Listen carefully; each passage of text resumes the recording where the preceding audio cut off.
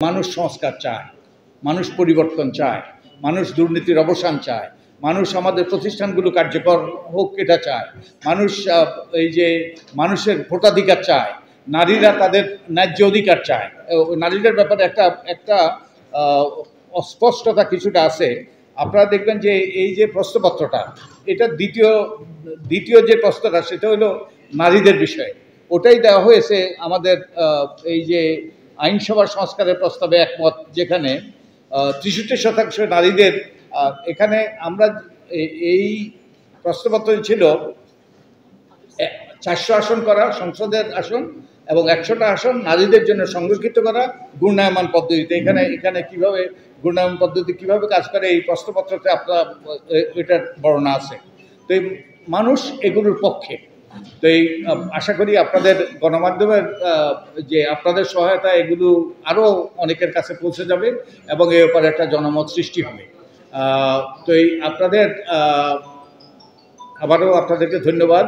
আমি আশা করি যে এই যে জনগণের কণ্ঠ,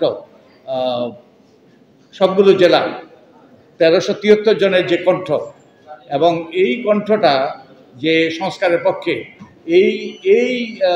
এই তাদের মতামতগুলো জনগণের কাছে পৌঁছে যাবে এবং অন্যরা সচেতন হবে।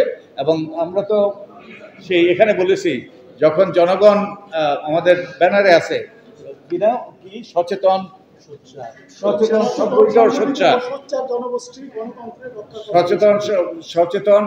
সংগঠিত এবং সোচ্চার জনগোষ্ঠী গণতন্ত্রের রক্ষা কবচ। কারণ জনগোষ্ঠী, জনগণে হলেও রাষ্ট্রের মালিক, এবং একটা রাষ্ট্রে নাগরিকের চেয়ে বড় পদ নেই। নাগরিক হলো সবচেয়ে বড় পদ। তাই নাগরিকের সচেতন হওয়া, সোচ্চার হওয়া, সংগঠিত হওয়া এবং প্রতিবাদী হওয়া, চোখে চোখে রাখা, নজরদারিত্ব, তাদের নজরদারিত্ব, তাদের অতন্দ্র প্রহরীর ভূমিকা রাখা, ওটাই কিন্তু গণতন্ত্রকে সুসংগত করবে, শক্ত ভিতর দাঁড় করাবে। তা আপনাদের সকলকে ধন্যবাদ। আপনাদের কোনো প্রশ্ন থাকলে আমরা উত্তর দিতে পারি। এবং এই তথ্যগুলো ইকরাম বলেছে, এই তথ্যগুলো, এই জরিপের তথ্যগুলো ঐক্যমত্য কমিশনে দেওয়া হয়েছে, এবং ঐক্যমত্য কমিশন যাতে তারা এম্পাওয়ার্ড ফিল করে যে মানুষ সংস্কার চায়, মানুষ সংস্কারের পক্ষে। আপনাদের কোনো প্রশ্ন থাকলে আমরা উত্তর দিতে পারি। বিশেষ করে সাংবাদিকদের যদি কোনো প্রশ্ন থাকে যদি একটু করুন। হ্যাঁ, যদি একটু করেন। আমার মনে হয় এগুলো সেলফ এক্সপ্লানেটরি। আর এই যে প্রশ্নপত্রটা, আমাদের একটা জরিপ চলছে, এর মধ্যে অনলাইন একটা জরিপ চলছে। আমরা পরবর্তীতে অনলাইন জরিপের ফলাফলগুলো আমরা উপস্থাপন করবো আপনাদের কাছে। তো আপনারা এই প্রশ্নপত্রটা আপনারা নিজেরা আপনাদের ফেসবুকে দিতে পারেন, এই অনুরোধ করব, যাতে অনেকের কাছে পৌঁছায়, তারা মতামত দিতে পারে। তো আমরা পরবর্তীতে আমরা অনলাইনে যে সকল তথ্য পাবো, এগুলো তো হয়েছে 15টা সংলাপের মাধ্যমে এই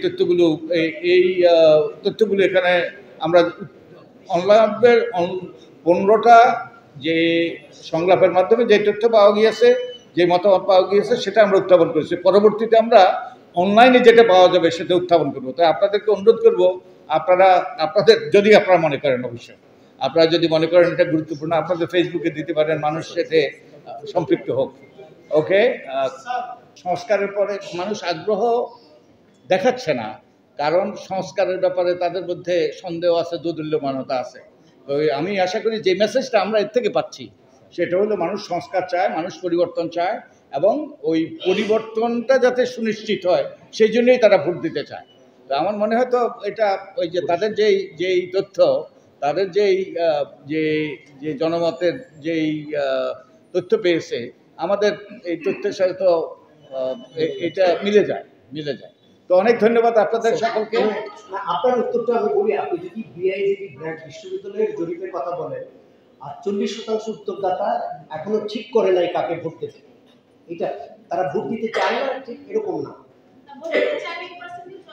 এইটা বলি, এটার অ্যান্সার আছে, মানে ভোট তো ছিল না বাংলাদেশে, এই আস্থাটা তো আসতে হবে। আবার 3 বার ভোট দিয়েছিল, ভালো দেখেছে, ভোট দেওয়ার পরে প্রতারিত হয়, যাদেরকে নির্বাচন ইশতেহার দেয়, নির্বাচিত হওয়ার পরে তারা সেগুলো ভুলে যায়।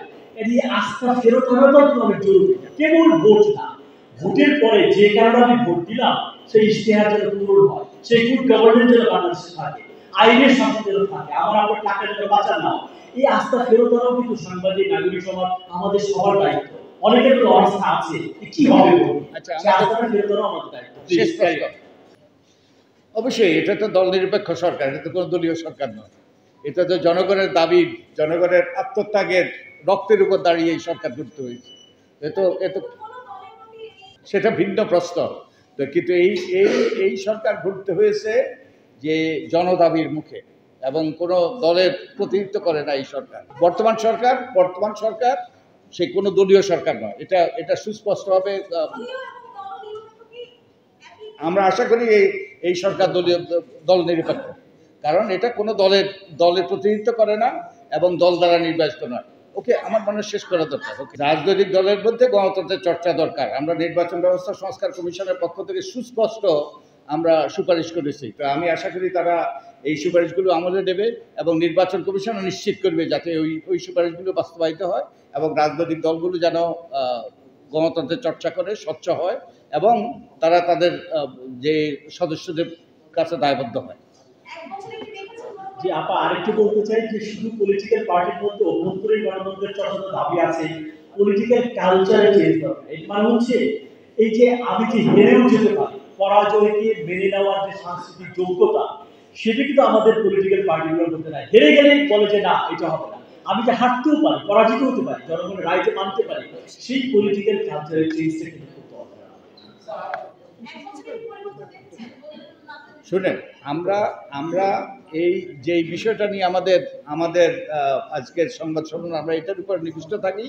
আমরা এখানে যে জনমত জরিপের যে তথ্য উপস্থাপন করেছি এটার উপর নিবিষ্ট থাকি। জি, কিন্তু ঐতিহাসিক সুযোগ এসে পড়ায় আমরা আমাদের সেই সনদের সঙ্গে বর্তমানে যে সমস্ত সংস্কারের বিষয় আলোচিত হচ্ছে সেইগুলোর কিছু নিয়ে বর্তমান এই একটা জনমত জরিপের মতো করলাম। সরকারের যেহেতু বহুল আলোচিত জুলাই সনদ চূড়ান্ত করার চেষ্টা চলছে, সেই জন্য আমাদের সনদের সঙ্গে আরও কিছু বিষয় যুক্ত করে আমরা এই 64টি জেলার 15টি নাগরিক সংলাপে প্রতিনিধি স্থানীয় এই সমস্ত মানুষের মত নিয়ে জুলাই সনদকে, অন্তর্বর্তীকালীন সরকারের এই সনদকে আরও জোরদার করার জন্য জনগণের মত নিয়ে তাদের কাছে উপস্থাপন করেছি। সেই সঙ্গে জনমতকে যারা সর্বসময়ে গণতন্ত্রের পাহারাদার তাদেরকে সচেতন করার জন্য আমাদের প্রচেষ্টা।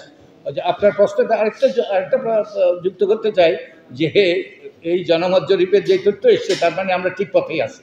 আমরা সংস্কার করার চেষ্টা করছি, মানুষের সংস্কার চায়।